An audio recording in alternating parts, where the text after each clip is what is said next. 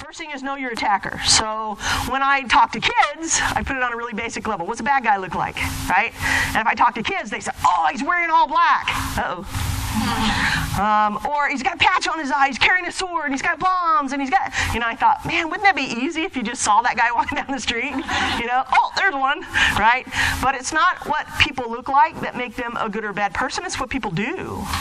So, Ted Bundy was a serial killer, and he was very educated, and he was very good looking, and was very persuasive. And those are the skills that he used to lure women in.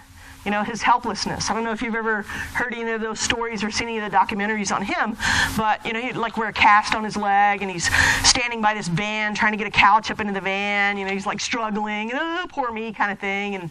And he took advantage of someone's good nature. That's the whole deal.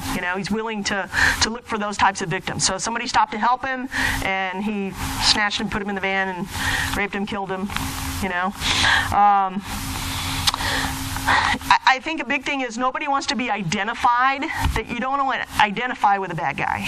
You don't want to identify with a rapist or an abuser or somebody that's a child molester. I mean, how many stories in the news lately about kids getting abducted?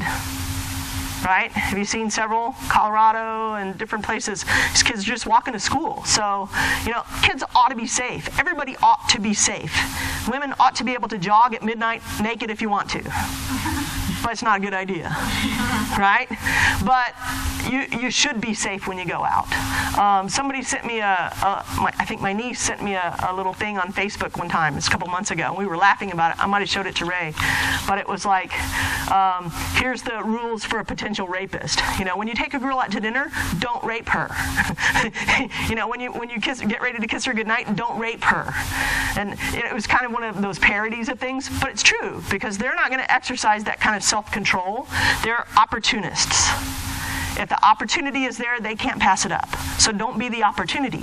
So, well, what is the opportunity? Number one, it's women that don't say no. It's women that aren't assertive. Because there's a big difference between being aggressive and being assertive. I never want to teach anybody to be aggressive. There's not a need for it. Don't change who you are. You don't have to change who you are to be stronger. You just have to be assertive when you need to be. Right? Set those boundaries with people.